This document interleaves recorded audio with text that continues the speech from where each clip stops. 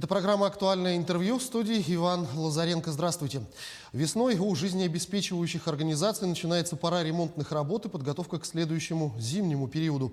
Сейчас в теплоэнергии проверяют целостность и работоспособность системы теплоснабжения на магистральных сетях и на объектах потребителей в жилом фонде и социальных учреждениях. Параллельно проверяются сети горячего водоснабжения. Об этом и не только. Мы поговорим сегодня с Михаилом Воробьевым, генеральным директором акционерного общества «Теплоэнергия». Михаил Сергеевич, здравствуйте, я вас приветствую. Здравствуйте. Расскажите, пожалуйста, что такое теплоэнергия сегодня? Теплоэнергия – это крупное предприятие на территории города Якутска с очень большой историей. В этом году предприятию исполняется уже 54 года. Это предприятие муниципальное. В 2018 году мы были акционированы. Собственник акций городской округ город Якутск. На предприятии трудится почти 700 человек. Мы эксплуатируем 41 котельную. Если говорить по количеству вырабатывания тепловой энергии, то мы второе предприятие на территории города, кто поставляет такой большой объем тепловой энергии. Ну и мы занимаем первое место по количеству котельных, которые находятся у нас в собственности. Если говорить о сетях, то в целом у нас в собственности 247 километров сетей. Достаточно большой объем тепловых сетей и сетей водоснабжения, которые необходимо эксплуатировать и готовить к зиме и проверять на целостность в период отопительного сезона. Ну и в том числе такой объем сетей нужно не только обслуживать, но и в том числе ремонтировать. Расскажите, пожалуйста, о ремонтных программах теплоэнергии. Ремонтная программа у нас с 2019 года немножко претерпела изменения. Если ранее она была нацелена на ремонт котлового оборудования, то с 2019 года мы делаем максимальный упор на ремонт тепловых сетей и сетей горячего и холодного водоснабжения. В текущем году мы запланировали 153 миллиона рублей на такой ремонт. Это порядка 55 миллионов рублей силами текущего ремонта, остальное в виде капитального ремонта. Мы планируем порядка 20 километров сетей поменять горячего водоснабжения, порядка 6 километров сетей холодного водоснабжения и около 16 километров сетей теплового обеспечения. Кроме того, мы планируем в этом году отремонтировать 14 котлоагрегатов, капитальный ремонт сделать. Также у нас предстоят работы, касаемые состоянию котельных, я имею в виду общестроительных работ. Нам необходимо отремонтировать, восстановить целостность крыш котельных, заняться фундаментами. Кроме того, провести небольшие косметические работы в самих котельных. Безусловно, кроме текущей работы, существуют и какие-то наверняка планы на будущее, в том числе инвестиционные проекты. Расскажите об этом. Да, теплоэнергия с 2016 года очень активно строится. Мы стараемся ежегодно сдавать по одному объекту, который либо мы построили, либо реконструировали. Ну, я думаю, на слуху такие котельные, как Чернышевского 60, котельная СМУ-16 в Мархе, КРС в Мархе, также котельная. Вот в прошлом году мы сдали самую крупную котельную по мощности, которая есть у нас в городе Якутске, это котельная Лермонтова-200. В настоящий момент она введена в эксплуатацию и 100% будет работать с 1 сентября. В настоящий момент она у нас находится в горячем резерве. Хотелось бы объяснить, почему в горячем резерве. Дело в том, что для того, чтобы сохранить оборудование этой котельной, мы в этом году завершаем строительство там центрального теплового пункта. Это позволит, во-первых, обеспечить более качественными ресурсами наших потребителей, ну и самое главное, сохранить надежность этих котлов на более долгий срок.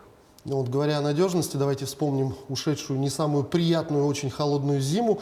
Как можно оценить, какую оценку дать, как прошел отопительный сезон в этой зиме? Теплоэнергия с 2016 года активно фиксирует показания температуры окружающей среды. Мы ведем определенный мониторинг, потому что это все-таки связано с начислениями. Чем выше температура, тем, соответственно, оплата за тепло становится выше. Но в целом мы хотели бы сказать, что температура стала теплее на 1,5 градуса, примерно на 1,5 градуса, но только весенний-осенний период. В зимний период, декабрь, январь, февраль, фактически зима у нас в тех же параметрах, что была ранее. Ну вот исключением, наверное, конечно, эта зима, это было исключение, когда температура опускалась ниже 50 градусов. Мы даже зарегистрировали 54 градуса, это в микрорайоне птицефабрика. Было холодно, но тем не менее мы прошли зиму без каких-либо серьезных аварий. У нас было две аварийные ситуации.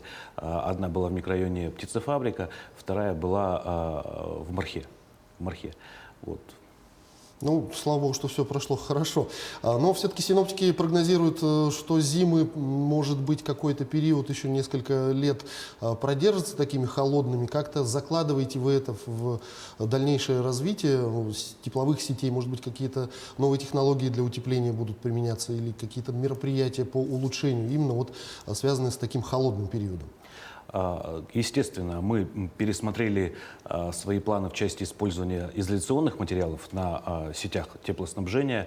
В настоящий момент мы уже используем очень качественный утеплитель, используем очень качественный покрывной материал. С этого года мы будем использовать также и новые разработки. Это вот скорлупы с оцинкованным листом.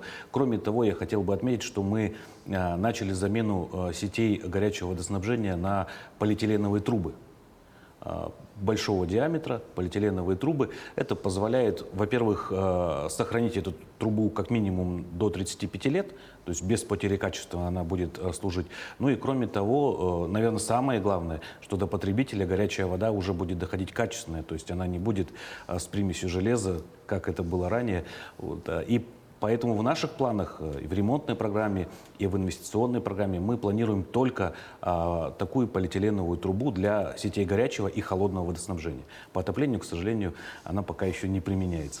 Ну а если говорить в целом о том хозяйстве, которым вы ведаете, в каком состоянии находится оно, каков износ и когда оно, скажем так, ну, 100% станет новым, хорошим и качественным? Ну, я не могу сказать, что мы можем добиться результатов в течение ближайшей пятилетки для того, чтобы привести все котельные в нормативное состояние. Конечно же, нет. Потому что оборудование не совсем свежее, да, оно морально и физически уже устарело. Устарело, да. Но, тем не менее, мы его поддерживаем в надлежащем состоянии. Ежегодно мы получаем паспорт готовности от соответствующих контролирующих органов, от Ростехнадзора. Мы проводим модернизацию котельных, мы реконструируем сети. Вот, например, в текущем году мы запланировали большой объем реконструкции сетей в микрорайоне птицефабрика, в том числе и строительство там новой котельной. Ну вот если говорить о работах на год текущий, кроме того, что вы уже сказали, какие работы на этот год предусмотрены еще? Да, вот я сказал вам про ремонтную программу. В инвестиционной программе у нас на текущий год, как я уже говорил, мы завершаем строительство ЦТП Лермонтова-200 для того, чтобы эта котельная эффективно работала на 93-94 квартал. Да? Она отапливает два квартала в городе самых больших, это в Сайсарах. Мы запланировали реконструкцию котельной на птицефабрике. Кроме того, что она морально уже устарела, также там началась активная застройка, там сейчас строится многоквартирный жилой дом, и, конечно же, его необходимо обеспечить теплом. Изначально мы хотели сделать реконструкцию, но посчитав, посмотрев, проанализировав со специалистами, мы приняли решение, что все-таки мы там построим новую котельную. В настоящий момент заканчивается разработка проектно-сметной документации, там будет новая современная котельная, и параллельно со строительством котельной мы произведем полную реконструкцию сетей, которые находятся в этом микрорайоне. Это позволит нам качественно предоставлять не только услуги по теплоснабжению, но и по горячему водоснабжению. А там есть проблема по горячему водоснабжению. Ну, я сам, как бывший жилец этого микрорайона, могу сказать, что да, проблемы бывали там. Ну и кроме того, мы активно занимаемся надежностью теплоснабжения. Мы устанавливаем систему подачи резервного топлива. То есть в случае, если будет какая-то непредвиденная ситуация и не будет поступать газ в котельную, мы всегда сможем перейти на альтернативный вид топлива. Если по электроснабжению мы на сегодняшний момент этот вопрос закрыли, у нас есть везде есть резервные источники питания, то вот по топливу, конечно же, есть небольшое отставание, но, тем не менее, мы ежегодно от 4 до 5 котельных реконструируем и делаем такую систему. Кроме того, мы устанавливаем приборы учета, как требует законодательство, на квартирных жилых домах, и переводим небольшие котельные на диспетчеризацию. То есть котельная работает полностью без участия персонала в автономном режиме. Из диспетчерской службы мы следим за параметрами, за работой этой котельной. И в случае каких-либо отклонений туда немедленно выезжает диспетчерская служба и устраняет такие неполадки. Давайте поговорим, наверное, о самом главном, о потребителях. Какие основные подходы использует теплоэнергия в работе с конечным потребителем энергии, теплоэнергии? Мы в 2020 году пересмотрели наши подходы по работе с потребителями. Все-таки мы на сегодняшний момент позиционируем себя как клиентоориентированную компанию. Мы не только должны отвечать за качество поставляемой услуги, но и в том числе за удобство работы с потребителями.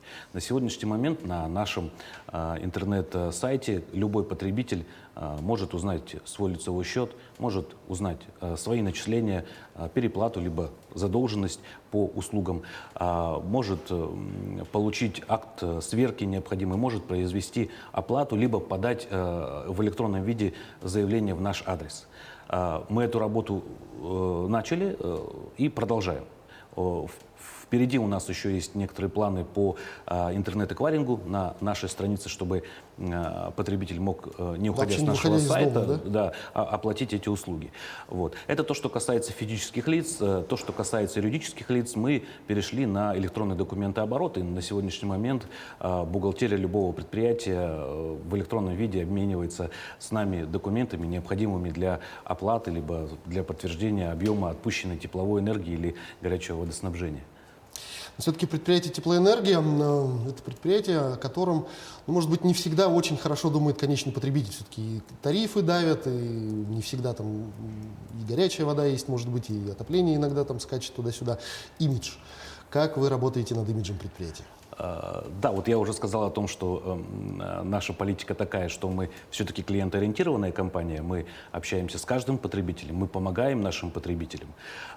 Кроме того, мы создаем условия, мы создаем удобные условия для того, чтобы комфортно потребитель мог с нами общаться. Мы максимум размещаем информации о нас. Кроме того, мы на сегодняшний момент проводим ребрендинг компании. Мы меняем наш логотип, наш слоган. И мы надеемся, что с изменением нашего слогана и изменится отношение наших работников к потребителям и потребителей к нашей компании. Самое главное, чтобы зимой дома было тепло. Совершенно верно. Михаил Сергеевич, я благодарю вас за эту беседу. Спасибо, что ответили на наши вопросы. Всего доброго вам. Спасибо. До свидания. Это была программа «Актуальное интервью». И сегодня мы говорили с Михаилом Воробьевым, генеральным директором акционерного общества «Теплоэнергия». Берегите себя, обязательно носите маски, соблюдайте дистанцию в общественных местах и как можно чаще дезинфицируйте руки. До встречи в эфире.